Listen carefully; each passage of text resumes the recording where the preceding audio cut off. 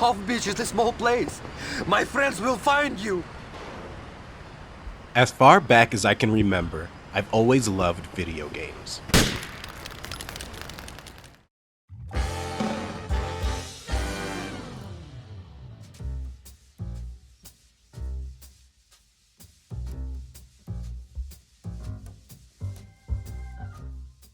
To me, a good video game was better than anything some filmmaker or author could drum up. Even before I experienced the greatness of a Last of Us or a Cyberpunk, I was convinced that nothing would ever match the potential of a good game. To me, a video game could combine the best parts of a movie with the best parts of a book and add so much more on top of that. There isn't anything like it. I mean, each one offers something new. One might be a western, like some of Clint Eastwood's best work, but instead of just watching a guy sling his gun, I can step into his shoes and wrangle up some bad guys myself. Morgan. Arthur Morgan. He was the first video game character that showed me a glimpse of that potential being realized. A no-nonsense cowboy that convinced me he'd one day see a happy ending. Boy, was I wrong, but I'm getting ahead of myself. For a while, I was happy with the state of storytelling in video games. I mean, I play games for the gameplay, right? Having a good story just felt like something extra on top. Fallout 3 I loved because of the sense of freedom it provided, not because I was overly concerned with finding a dad that was just introduced to me a couple of minutes ago. When I played The Godfather, I thought it was cool how the game emulated scenes from the movie, but I cared way more about the mafioso gameplay it offered. Like I said, I was concerned about gameplay first and everything else second. Then along came Mass Effect 2 and my world was flipped upside down. Don't worry, this isn't another video where I glaze Mass Effect 2 for a third of the time, I just need to talk about it for a second and then I'll move on. Mass Effect 2, it had a main story that was directly impacted by the side quests you chose to do. In doing that, it showed me a brighter future for video games. A future where side quests were treated like part of the main story. A future where the story presented was one that contextualized everything I did in the game. A future where I played out a game story, rather than had a story told to me while I was playing a video game. A subtle difference, but a big one nonetheless. 15 years later, I'm not so sure that vision of the future ever came to be. In a similar way to how Cyberpunk's story ignores that V could live for years doing nothing but gigs and side quests, all too often do games have stories that don't fully embody a player's full experience. Some examples aren't as bad as others. The side quests in Skyrim have no impact on the main story despite having world-altering consequences. Others go fully into something called ludonarrative dissonance, which is a direct conflict between what the story tells and what the gameplay conveys. Take Grand Theft Auto 4 for example. Niko Bellic is trying to leave his life of killing behind, but happily mows down hordes of people in his pursuit of a better life.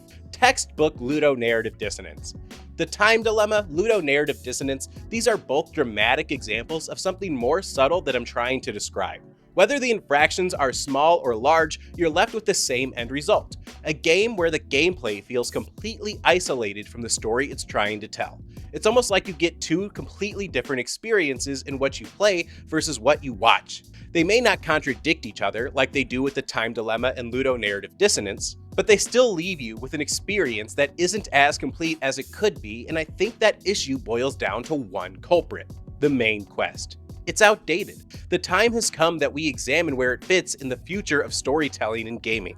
Now, I know what you're saying. How the hell is the main quest outdated? It's the backbone of storytelling, and you're right, I can't disagree with that. If nothing else, a main quest is needed to push the story forward. I don't think it's feasible to get rid of the main story altogether, but I do think that in order for video games to evolve as a medium, we need to rethink how these stories are designed. We need them to better contextualize and consider all of the actions taken by the player, not just those in the main story. Luckily, I'm not the only one to think this way, and there are already a handful of games that do this. In some cases, completing side quests add some fluff to the main story, whereas in other cases, they rethink what a main quest is altogether. I want to take a look at 3 games that tackle this issue in entirely different ways and see how they could paint an even brighter future than the one Mass Effect painted.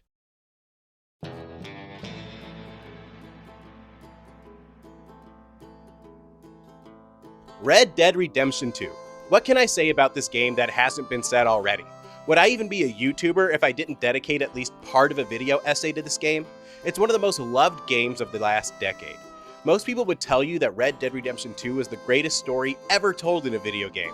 Hell, I don't think it would be a stretch to call Red Dead Redemption 2 one of the best stories ever told, period. It has the writing of a later Scorsese, the cinematography of a Tarantino, and the character work of a Paul Thomas Anderson. The best part though is how it takes into account everything you do as the main character, Arthur Morgan.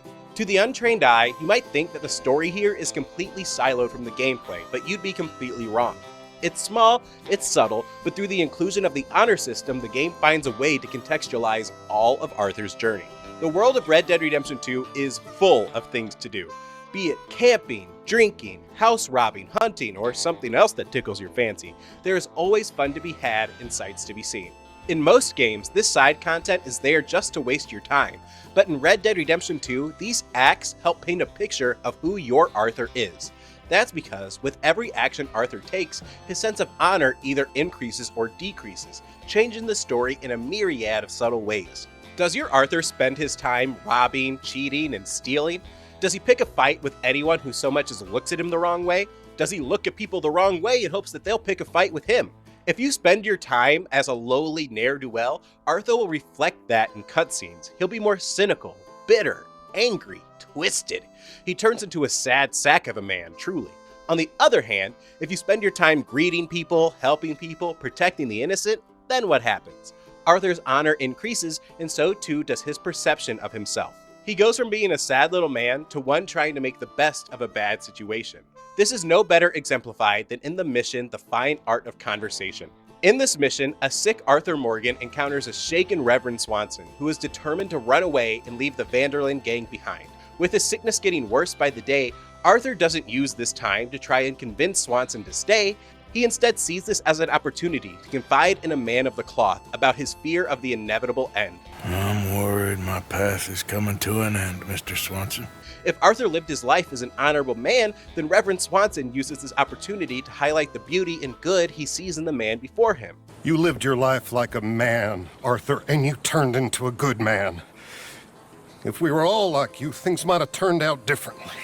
If Arthur wasn't so honorable, however, the conversation switches from one of fear and hope to one of a man bitter about the fact that his life as a fighter, as a warrior, is finally coming to an end. That's all I am. A fighter, a killer, and a crazy man. Not because he's afraid of death, but because he wants to fight just a little bit longer. Do you see the contextualization here? Rockstar didn't tell a dramatically different story dependent upon your choices, but they instead presented a man reckoning with the decisions made by the player, good, bad, or otherwise, thus making every choice you make as Arthur Morgan a choice woven into the tapestry of his story. It makes everything you play from beginning to end part of Arthur's main story. In approaching storytelling this way, Rockstar unlocked one avenue towards the evolution of the main story, creating a character reflective of the decisions made throughout the entire playtime. But this is just one way that main quests can evolve. Let's continue on to our second game. Henry, our hero Henry, the fellow who helps his fellow man. Henry, reliable Henry, he gets the job done the best he can.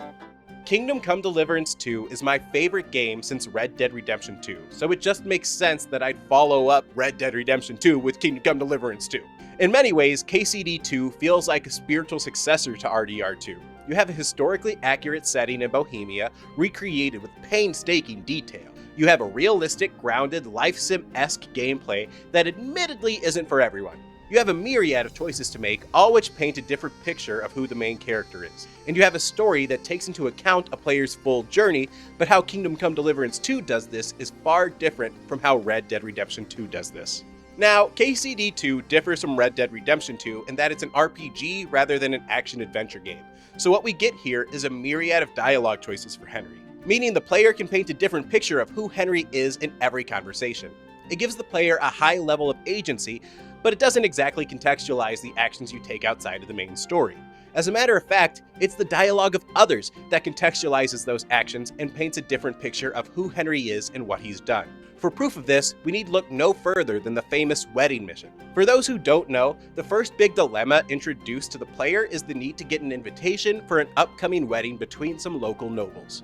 If you want, you can spend your time going straight through the main story to get your invitation as fast as possible. When the day of the wedding comes, you attend and you meet a few friendly faces, and that's that. Wedding over. You accomplished your goal. Where the real magic shines through is what happens if you decide to do some side content before getting your wedding invite. If you spend your time exploring the world, meeting people, and taking on odd jobs, then the wedding changes into something else entirely. Instead of a medieval networking event, it'll turn into a moment of reunion with all the people you met along the way. All of those faces who would otherwise be unfamiliar had you not diverted from the main story are now faces of old friends, happy to be seeing Henry again. Some of them even know they can rely on you, asking you for help to keep their image up at the wedding. By taking on side quests that at the time seemed completely unrelated to the main story, you ended up directly impacting how the main story unfolded. In a way, this makes every one of those side stories meld together with the main quest to make one larger overarching narrative that fits perfectly into the episodic nature of Kingdom Come Deliverance 2's plot. Being an RPG, this also serves as a perfect contrast to Skyrim to show how Warhorse used Kingdom Come Deliverance 2 to evolve storytelling in video games. Games don't have to rewrite their main quests in accordance with how side quests play out, but by just offering a bit of fluff acknowledging side quests, it brings everything together into one neat package that places equal importance on every step taken by the player, not just those in the main quest. But what if a game took this whole idea one step further? What if a game rethought the idea of a main quest altogether? What would that look like?